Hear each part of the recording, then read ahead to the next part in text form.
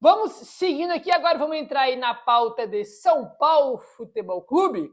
Comentamos com vocês aí que a gente comentou sobre 2 jogadores específicos do São Paulo, que são do time principal, né, do time de cima, e que iriam descer para jogar aí os jogos do Sub-20, nesse período aí de Copa do Mundo, né? Só que o Dorival pediu, tá? Não foi só 2 jogadores, pediu para 6 jogadores aí, né, que frequentam ali os treinos, os jogos do time de cima, para retornar para a base, para continuar jogando, tendo minutagem, ganhando ritmo de jogo. 6 jogadores, tá? Segundo Alexander Vieira, o Dorival pediu para 6 jogadores voltarem para o Sub-20 durante as férias, para terem mais rodagem e maturação. O Nicolas, TT, Jordney, Pedro Ferreira, Luca e Igor Felisberto. Eles terão continuidade até o retorno das férias nos profissionais, como eu repercuti com vocês, sobre o Luca e o Nicolas a gente já tinha comentado anteriormente, né? Só que não vão ser só eles, vão ter mais 4, né? 6 aí totalizando garotos que vão voltar para a base para continuar jogando aí nesse Brasileirão e Paulistão, que é os 2 campeonatos que São Paulo disputa aí nesse momento da base, né? Ah, que os garotos vão ter férias nada. Jogar, rapaz. Entendeu? Não tem jogo no time principal, vai jogar na base. Entendeu? Vai ganhar minutagem, vai manter ritmo de jogo, vai ser assim até o dia 17. A partir do dia 17, começam os treinos, aí todo mundo volta a treinar aí com o Dorival para essa intertemporada que vai ter, né? Então, de férias mesmo, só os jogadores mais experientes, né? Os mais jovens aí, os que têm idade para jogar na base, todo mundo vai descer e vai dar, evidentemente, aí uma baita de uma fortalecida no time do São Paulo de base, né? Que desde que o Alan Barcelos aí foi embora, o time definhou, caiu pra caramba, né, cara? Mais perde do que ganha. E evidentemente que todos esses jogadores aqui vão dar uma incrementada aí neste time do Júlio Batista, né? Por Pedro Ferreira, Luca, Igor Felisberto, com certeza vão trazer mais qualidade aí para o time da Alan Barcelos, que vinha aí em frangalhos, né? Venceu até, né, o primeiro jogo no Brasileirão, venceu agora o último jogo contra o Santo André com gol do Rian Francisco, né? Mas o começo dele foi muito ruim de trabalho, né, do Júlio Batista, mas só o começo que ele conseguiu fazer um grande trabalho aí na base do São Paulo, e agora vai ter esses crias aí para poder aproveitar no Sub-20 até a representação, que acontece daqui 10 dias, né? No dia 17 aí, hoje é 7, faltam mais 10 dias aí de férias para o elenco do São Paulo, tá bom? Vamos seguindo aqui, meu parceiro. Ó, bora falar isso já sobre esse negócio aí de troca entre São Paulo e Botafogo. A torcida de São Paulo ficou pé da vida com esse negócio, pelo menos uma parte importante aí da torcida não gostou, né? Vendo a repercussão, porque realmente é algo bem ruim para o São Paulo, na visão da grande maioria aí, pelo menos, tá bom? Vamos lá, o Alexander Vieira traz aqui mais alguns detalhes, tá? Sobre essa possibilidade aí de Ferrarese pelo Newton. Tá aí, ó. Segundo o Alexander Vieira, o São Paulo ainda sugeriu a troca de Ferrarese por Newton em definitivo com o Botafogo, mas ainda não foi colocado oficialmente na mesa. O tricolor aguardava que o staff do jogador conseguisse uma liberação, mas o clube carioca está irredutível e quer grana, né? Resumindo, quer vender o jogador de forma definitiva aí. Com isso, diante desse cenário, o Rui Costa sugeriu a cessão em definitivo para saber a temperatura de um aceite está no aguardo. Com dificuldades financeiras, o Botafogo entende que o Newton tem potencial para uma venda e dá preferência para o dinheiro. Então vamos lá. Vamos lá. As informações que a gente tinha do Newton, né, a gente tem que voltar um pouco atrás para contextualizar. Qual que era? O São Paulo tinha avançado com o Botafogo por empréstimo e que estava na dúvida ali sobre a questão do valor, né? O São Paulo queria colocar 3 milhões de euros na obrigação de compra, né, que era empréstimo com obrigação de compra, e o São Paulo queria colocar 3 milhões de euros na obrigação de compra. O Botafogo queria colocar 5 milhões de euros na obrigação de compra. Foi a informação que trouxe o Alexander Vieira, que tinha essa divergência aí. O São Paulo queria pagar 3, o Botafogo pediu 5, né? Aí agora sai a informação de que o Botafogo está irredutível, né, para liberar o jogador, porque eles querem grana, eles querem vender o jogador de forma definitiva, porque vale lembrar que o Botafogo está um caos total, transfer ban, faz até sentido, né? Até coerente o Botafogo querer vender o jogador de forma definitiva, porque é melhor para ele vender de forma definitiva do que emprestar para o São Paulo. Essa é a questão clara, né? Não dá para a gente aí fechar os olhos para isso.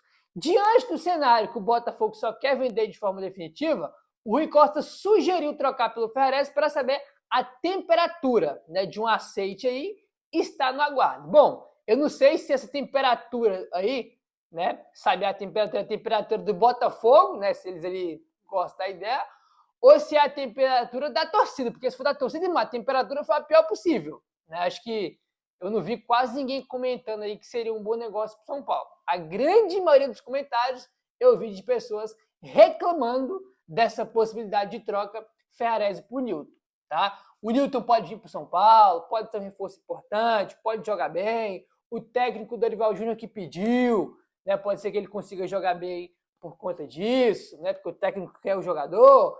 Mas, cara, com todo respeito, o Ferrarese é um jogador melhor. Entendeu? Acho até que é mais jovem, não tenho certeza, mas acho que o Ferrarese é mais jovem. Tá? E um tá em alta no mercado, que é o Ferrarese, o outro tá em baixa, que é o Newton. A torcida do Botafogo detesta o Newton. E o Ferrarese é titular da zaga do próprio Botafogo. A torcida do Botafogo tá adorando o Ferrarese lá. Entendeu? O que é bom, né, para poder valorizar ainda mais o jogador.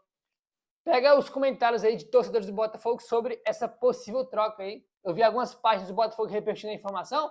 Pô, os caras estão loucos, onde eu assino? Meu Deus do céu, tem que fechar para ontem antes que o São Paulo desiste. É só comentário assim, cara, porque eles sabem que seria um baita negócio pro Botafogo e um péssimo negócio pro São Paulo.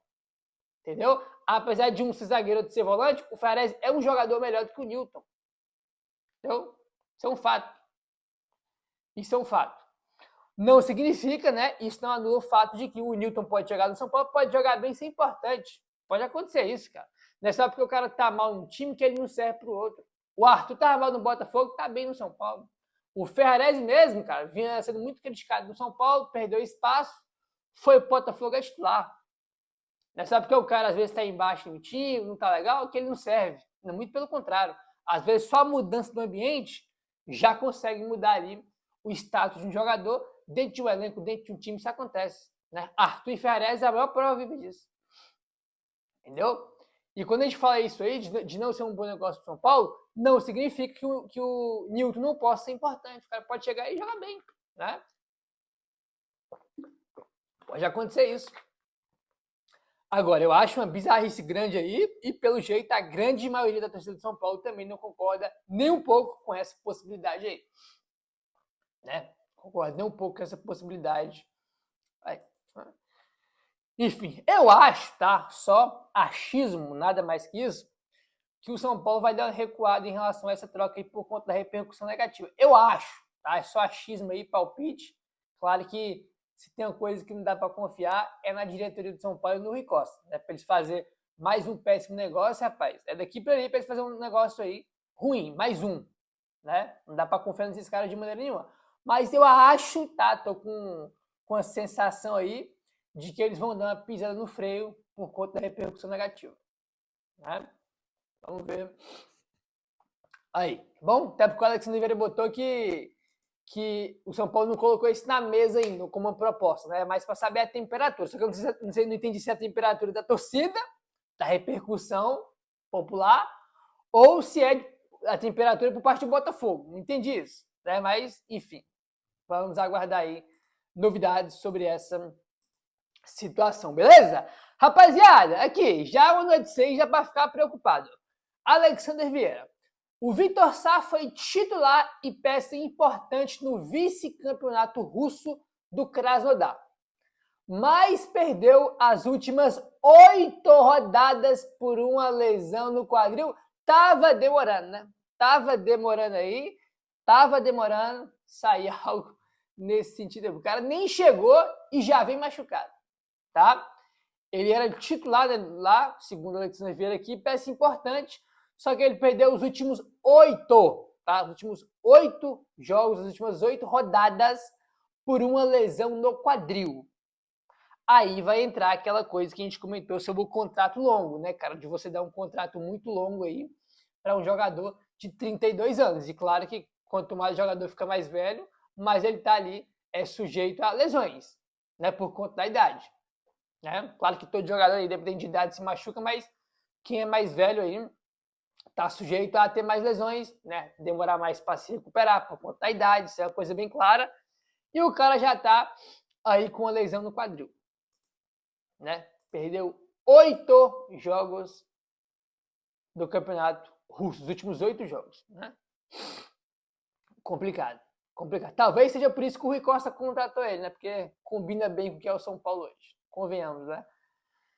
Enfim. Ainda sobre Vitor Sá, que é o primeiro reforço do São Paulo para o meio do ano. Segundo o UOL, a família São Paulina foi decisiva para o acerto de Vitor Sá.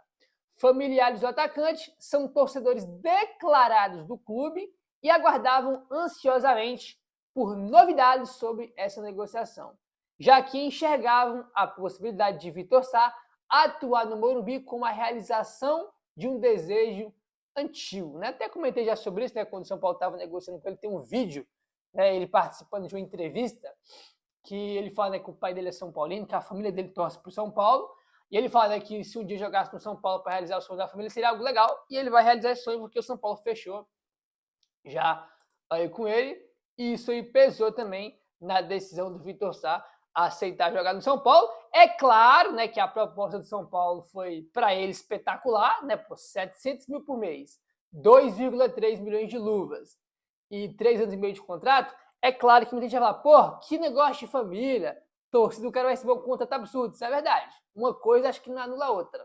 Claro que o que vai falar sempre mais até o contrato do cara, o que o clube oferece. Né? Claro que o São Paulo oferecer 100 mil reais para ele, não ia aceitar. Né?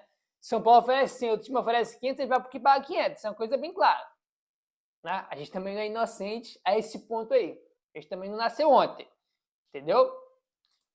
Mas é um fato também que a família dele torce para São Paulo e ele falou isso em uma entrevista antes mesmo de ter negociação com São Paulo. Né? Então não é algo de agora aí, porque no futebol de hoje em dia, né, cara, todo jogador que vai para um clube fala, não, é que eu torço para São Paulo desde criança, não, eu sou flamenguista desde criança, sou Palmeiras desde criança. Sempre acontece isso, né? O Arthur mesmo veio para São Paulo, chegou no Palmeiras, minha família é palmeirense. No Botafogo, minha família sempre foi botafoguense. Aí no São Paulo chegou e falou que todo mundo era São Paulino. Né? Jogador de futebol tem essa aí.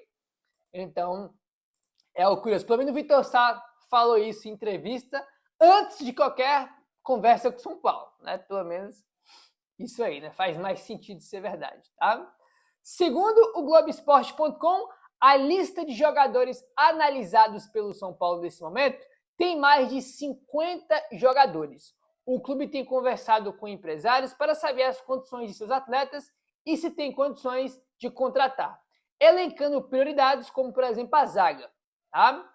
Informação que trouxe o GE, então o São Paulo tem uma lista aí, né, que está sendo analisado com mais de 50 nomes. Eu vi algumas pessoas comentando e criticando sobre isso, mas, rapaziada, isso aqui, cara, é uma coisa bem básica, só que isso aqui é um tipo de trabalho que o torcedor não fica muito por dentro, porque é um trabalho mais interno, que acontece lá dentro. São Paulo, por exemplo, quer um zagueiro, está conversando com o Domingos Duarte. São Paulo vai lá, diretoria, Rui Costa, ó, quer um zagueiro com essa altura, né, até tal altura, que seja rápido, que seja canhoto, que tenha qualidade técnica para sair jogando, isso. Aí o scout vai lá e analisa 30, 20, 40, 50 nomes no mercado de jogadores que estão livres, né, com as características que a diretoria pede. Isso é natural. Né? Entrega lá 20, 30, 40, 50 nomes, a diretoria escolhe quem vai contratar, quem vai abrir conversa. Daí isso é um trabalho normal. Né? O São Paulo tem 50 nomes, é normal. Os outros times também fazem isso. Algo super natural. Aí eu entendi a crítica de alguns sobre isso, não.